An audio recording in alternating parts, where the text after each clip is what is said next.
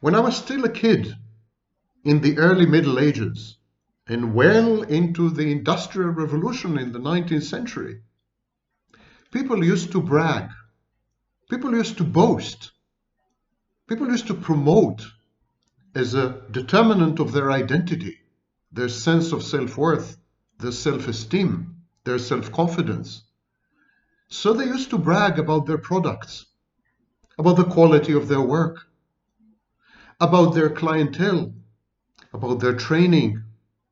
They had what we call work ethic. The quality of what you had produced, the way you leveraged your skills and training, and who you had trained with, this defined you. People felt one at one. They were merged, they were fused, they were enmeshed and entangled with their professional lives. There was no distinction between professional life and leisure. It was fun to work, well, in the majority of professions and jobs and so on, with the exception of some dreary drudgery. People were very proud. Potters and blacksmiths and ironmongers, everyone was very proud. And something had happened. Something had happened. We are no longer proud of our work. We hate to go to work. We definitely don't feel identified with our careers and jobs and professions, except on rare occasions. We make a clear distinction and demarcation and boundary between personal life and work, and we're very worried about maintaining life-work balance, as though work was some kind of cancer metastasizing into our personal space and personal time, about to consume everyone we love, our nearest and dearest, and everything we care about, and everyone we care about. Then we started to have hobbies. Hobbies are actually kind of occupations or vocations or professions, but we delineate them, we distinguish them from what we do for a living. Hobbies are fun. Working for a living is drudgery. It's dreary. It's drab. It's boring and dull. It's slow death.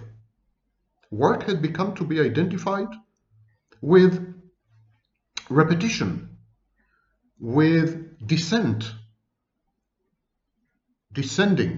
in a way, with slow kind of decomposition of the spirit. We go to work the same way death row inmates go to the electric chair, more or less. We're terrified of Monday mornings because they come after fabulous Sundays and Saturdays where we do exactly as we please. So work is no longer fun, no longer something to look forward to. It's something to escape from. Why is that? If I'm right about narcissism, in the 1990s, I've written a series of articles titled The Narcissism Epidemic. 2 decades later, Twenge and Campbell published a book titled The Narcissism Epidemic. I want to believe it's a coincidence. And all of us are saying that narcissism is on the rise, especially among the younger generation. Well, if this is true, being proud of your work, of your skills, of your training, of your output, this should be a major determinant of your narcissism. If narcissism is becoming widespread, common, a determining feature of identity and belonging, a directional, attitudinal approach to life, then what you produce is an integral part of you, an extension of you. And when I say what you produce, I mean your children, but I also mean your work. The products and services that you kind of spawn and manufacture and provide. This should be an integral part of your grandiosity if you're a narcissist. So if grandiosity is on the rise, how come the work ethic is going the other way? Why aren't people proud of their work, even to the point of grandiosity or malignancy? Why don't they elevate and glamorize and glorify their efforts, their skills, their education? Why don't they kind of use these to buttress their inflated view of themselves? How come work had become the antithesis, the anathema tool, the opposite of narcissism, the opposite of grandiosity? Well, I'm going to analyze this phenomenon in this video lecture. Maxim Gorky, who was a Russian novelist, author, and playwright, he lived in the latter part of the 19th century and the beginning of the 20th century, a very turbulent time in Russian history. And he wrote, "When work is a pleasure, life is a joy. When work is a duty, life is slavery." When we look around you, airplanes, missiles, and space shuttles crash due to lack of maintenance, absent-mindedness, pure ignorance. Look at how COVID-19, the pandemic, had been mishandled egregiously almost all over the world. Software support personnel, aided and abetted by customer relationships management application suits. What's the outcome of customer support? It's curt, it's abrasive when it's reachable, and when you do reach them, they're unhelpful. They don't know what the hell you're talking about. Despite expensive state-of-the-art supply chain management systems, retailers, suppliers, manufacturers habitually run out of stock of finished and semi-finished products and raw materials. People from all walks of life and all levels of the corporate ladder skirt their responsibilities, shirk, avoid, are truant, neglect their duties. Whatever happened to the work ethic? Where is the pride in the immaculate quality of one's labor and produce and services? They're dead in the water. A series of earth-shattering social, economic, and technological trends had converged to render jobs loathsome to many, a tedious nuisance best avoided. Let's start with job security.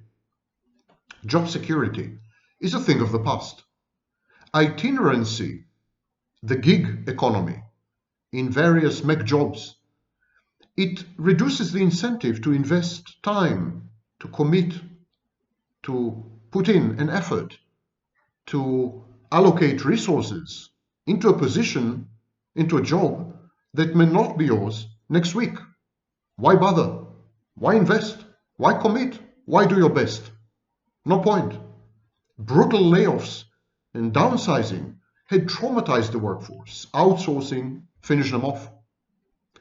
All these globalization-related phenomena had produced in the typical workplace a culture of obsequiousness, extreme anxiety, blind obeisance, the suppression of independent thought and speech, and the avoidance of initiative and innovation. Many offices and shop floors now resemble actually prisons. Trend number 2, outsourcing and offshoring of back office and more recently customer relations, research and development, and numerous other things, manufacturing, outsourcing and offshoring of functions sharply and adversely affected the quality of services, from help desks to processing centers to airline ticketing, processing of insurance claims, remote maintenance. It's all gone down the drain.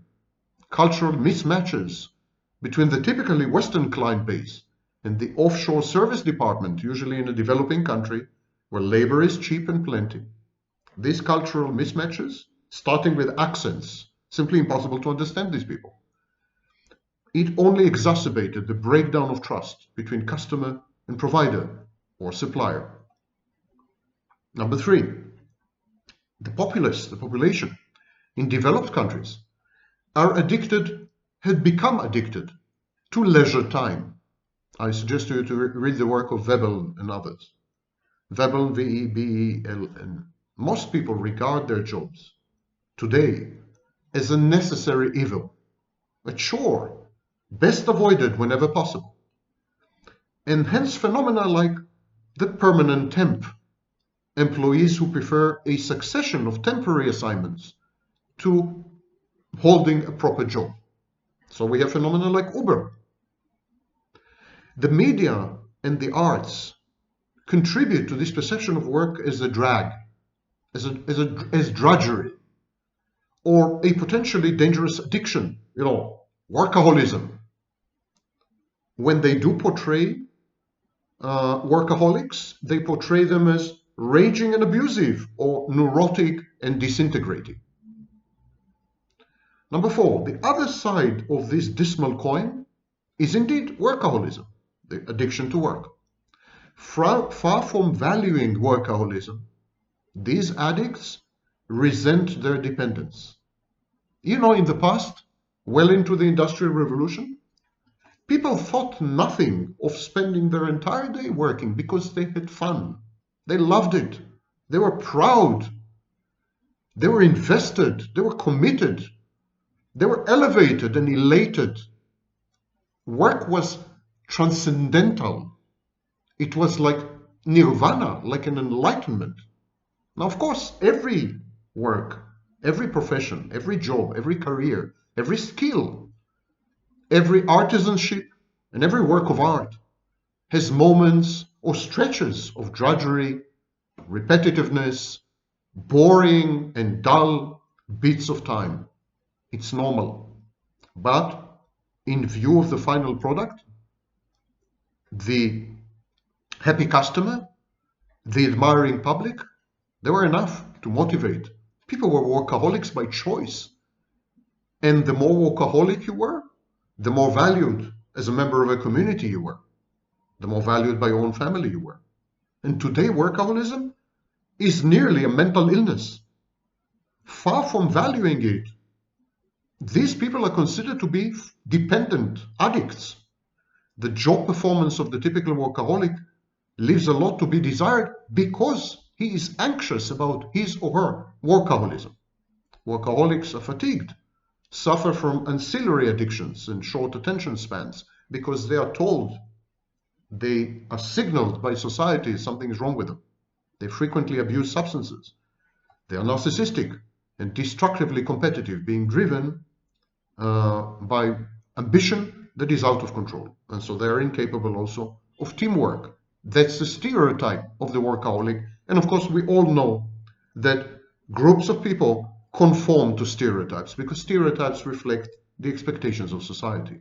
So we have ruined with our own hands, we have ruined the most productive segment of the workforce, the workaholics. Number 5, the depersonalization of manufacturing, the intermediated divorce between the artisan, the worker, the handyman, and his client. Today, services and products are impersonal, mass-produced, indistinguishable from each other. There's no face behind the product. There's no face behind the iPhone. There's no human touch. There's nothing there to bind us or to bond us to the product except our financial investment. And our financial investment is actually a personal investment because money is time, the time that we had invested to get the money. So it's all autoerotic. Our consumption of products and services had become autoerotic rather than object-related. In the past, if I wanted my furniture fixed, I went to a specific carpenter, and that carpenter had a face, he had a family, he had a history, he had a specific type of laughter, he had a sense of humor or not. But he was a human being.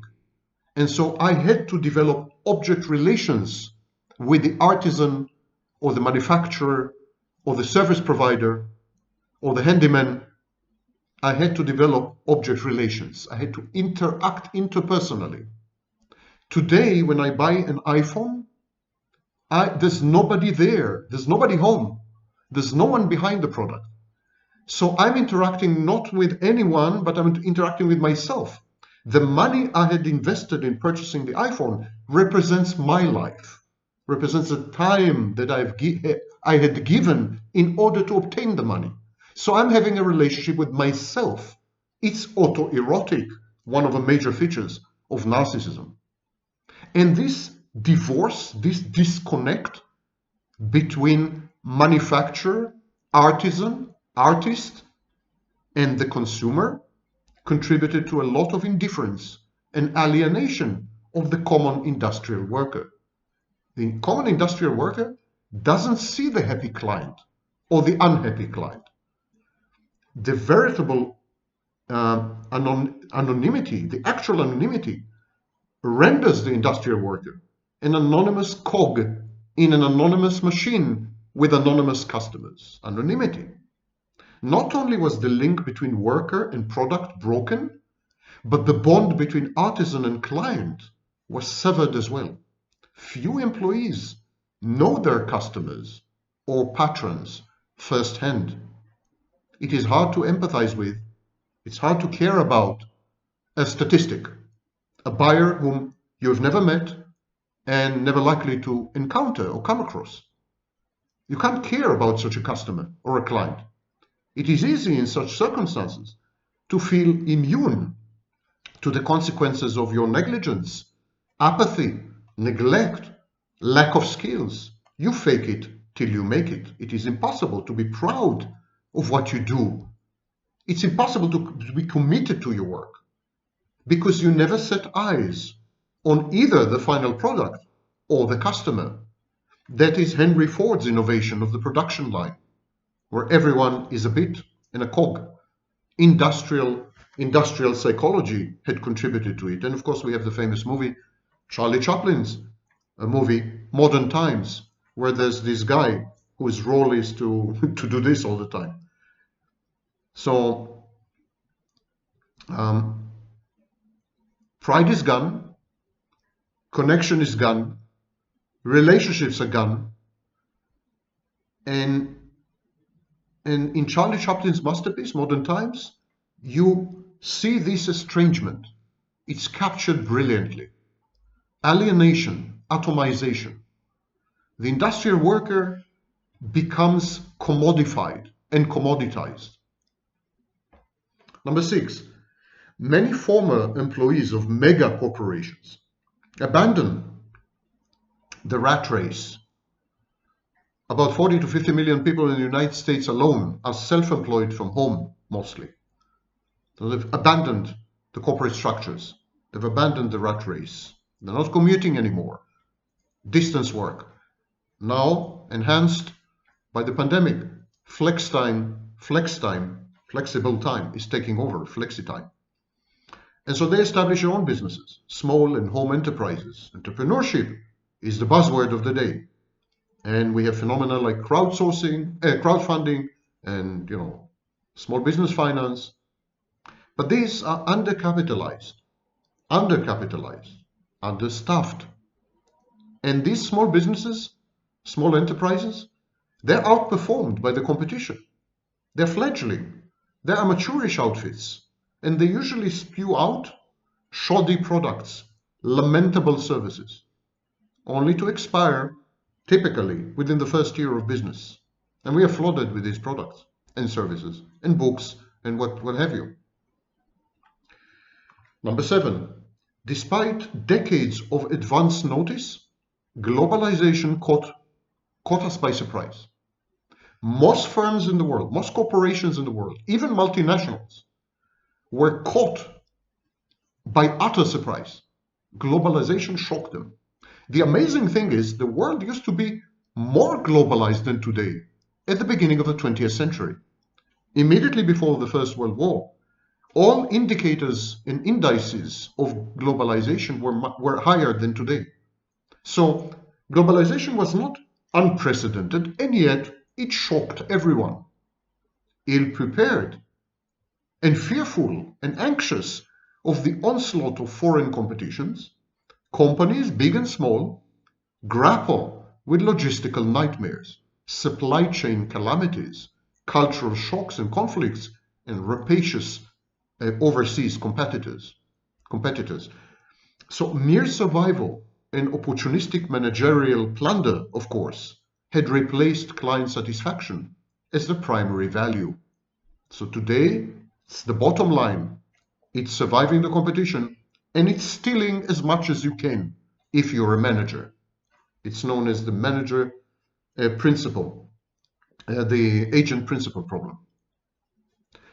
Number 8, the decline of professional guilds on the one hand, and the decline of the trade unions on the other hand, had greatly reduced worker self-discipline, pride, peer-regulated quality control, and, frankly, training and skilling.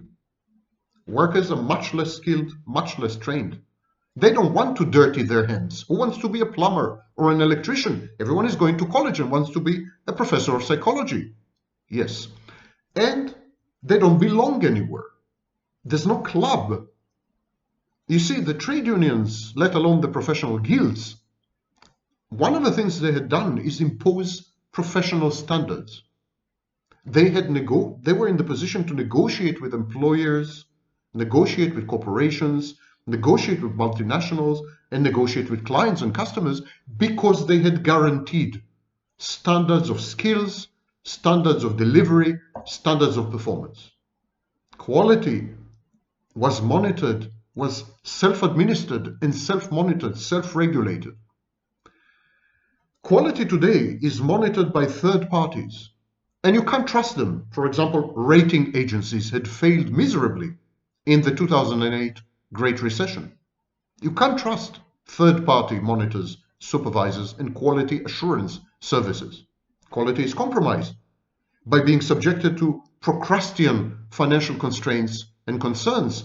People are taught by business coaches to cut corners. Business coaches openly are telling people, fake it till you make it. The shortcut is the best way. Cut corners, pretend, package it nicely. This is the advice given today. It's shocking, absolutely mind-boggling. The investigation of malpractice and the punishment of malpractice are now at the hand of vast and ill-informed bureaucracies and regulators, either corporate or governmental. You saw what had happened with Boeing's airplanes, who had crashed repeatedly until Boeing couldn't fake it anymore, couldn't lie anymore, couldn't pretend anymore, and had to ground the fleet. But where were the regulators who were supposed to verify and check the procedures in Boeing? They were nowhere to be found. They were nowhere to be found because they're understaffed, undercapitalized, underfinanced, and above all, they're ill-informed. And what's worse, there's an incestuous relationship between quality control bureaucracies, standard imposing bureaucracies, supervisory regulatory bodies. There's an incestuous relationship between the employees of these bodies and the very corporations, companies, and individuals they're supposed to supervise. Once malpractice is exposed and admitted to, the availability of malpractice insurance renders most sanctions unnecessary or toothless. You can have airplanes crashing till doomsday and you're covered. The insurance company will pay. You're not damaged. There's no incentive. All the incentives are perverted incentives. The therapist has an incentive to prolong the therapy by perpetuating your victim mentality. And many online so-called coaches and self-styled experts are doing precisely this. And of course, Boeing and similar companies, they have all the incentives to hide malfunctions and problems with their products. This is a set of perverse incentives. Corporations prefer to bury mishaps and malfeasance rather than cope with them and rectify them. Number 9, the quality of one's work and of services and products one consumes. This quality used to be guaranteed. There was some guarantee about the quality of your work and the quality of the products and services that you consume. One's personal idiosyncrasies, one's eccentricities, one's mental health issues, one's problems, they had nothing to do with the product or the service. They were left at the doorstep, at home. Work was sacred. One's sense of self-worth and self-esteem and self-confidence and dignity and self-respect depended crucially on the satisfaction of one's clients. The client was always right. You simply did not let your personal life intrude upon and affect the standards of your output. End of story. This strict and useful separation had vanished with the rise of the malignant narcissistic variant of individualism. It led to the emergence of idiosyncratic and fragmented standards of quality. No one knows what to expect, when to expect, and from whom. Transacting business had become a form of psychological warfare or fortune-telling. The customer has to rely on the goodwill of suppliers, manufacturers, service providers, customer relations, employees. The customer has to plead, has to beg, has to convince, has to prove his identity, among many other things. And often the customer finds himself at the whim and mercy of these people. The client is always right. Are you kidding me? That has gone the way of the dodo. It's dead. It's an extinct species. It's my way or the highway, says the supplier or the retailer or the service provider. Have you ever tried to do business with a plumber or an electrician? Then you know what I mean. This uncertainty about what you're going to get, when you're going to get it, and what quality is going to be. This uncertainty is further exacerbated by the pandemic eruption of mental health disorders. 15% of the population right now are severely pathologized, according to the latest studies. The pandemic is bound to push this figure to double that. Antisocial behaviors, from outright crime to pernicious, defiant, passive-aggressive sabotage, all these behaviors, once very rare in the workplace, are now the standard. They're abundant. You expect them. You're grateful when you are not insulted as a client, as a customer. You're grateful when you're not insulted, when you're not sabotaged and undermined, when things arrive on time, when you get a refund. These are shocking events worthy of gossiping about and sharing on social media. So rare they are. The ethos of work team, tempered collectivism, and collaboration for the greater good, these are now derided or decried. Conflict on all levels had replaced negotiated compromise and had become the prevailing narrative, the course of action. Litigiousness, vigilante justice, use of force and getting away with it are now extolled. Today people are proud that they had succeeded to cheat you, to deceive you, to pull the wool over your eyes, to take something from you illegitimately, sometimes immorally, sometimes amorally, and very often criminally. They're proud of it. They're proud of antisocial behavior. And conflicts lead to the misallocation of economic resources. They're non-productive. They're not conducive to sustaining good relations between producer and provider or customer. So there's a breakdown, a societal breakdown. The next trend is moral relativism. Moral relativism is the mirror image of rampant individualism. Social cohesion and discipline had diminished. Ideologies and religions had crumbled. Anomic states had substituted for societal order. The implicit contracts between manufacturer or service provider and customer, between employee and employer, these very tenuous, sometimes unwritten, informal contracts, which the glue that had kept the social fabric intact, these all had evaporated. They were shredded. And they were replaced by ad hoc, negotiated operational checklists and narrow-minded focus, passive-aggressive focus. These are my obligations. I'm not going to give you anything above. I'm not going to give you anything at all if I can. Social decoherence is further enhanced by the anonymization and depersonalization of the modern chain of production, which I had mentioned before. Nowadays, people easily and carelessly abrogate their responsibilities towards families, communities, nations, let alone customers and clients. The mushrooming rate of divorce, for example, the decline in personal thrift, savings rate, the skyrocketing number of personal bankruptcies, and the ubiquity of venality and corruption, both corporate and political. These are all examples of such dissipation. No one seems to care about anything anymore. Anything. Let me binge on Netflix and leave me alone. The mantra of today's age is, leave me alone. I don't even want your sex. Just leave me alone. Why should the client or employer or your boss expect a different treatment or outcome? This is the prevailing mood, zeitgeist.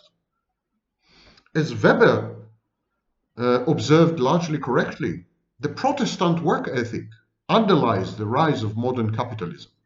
Calvinism regarded work as a form of religious worship and regarded success as proof of divine approval. If you are successful, God loves you. If you are a hard worker, this is the equivalent of worshiping in church. Work had become a religion.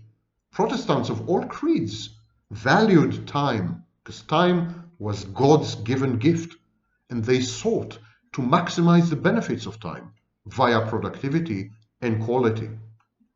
Both the Puritan and nonconformist empathic values of a commonwealth wherein everyone is equal before God and therefore deserves to be treated well and with respect.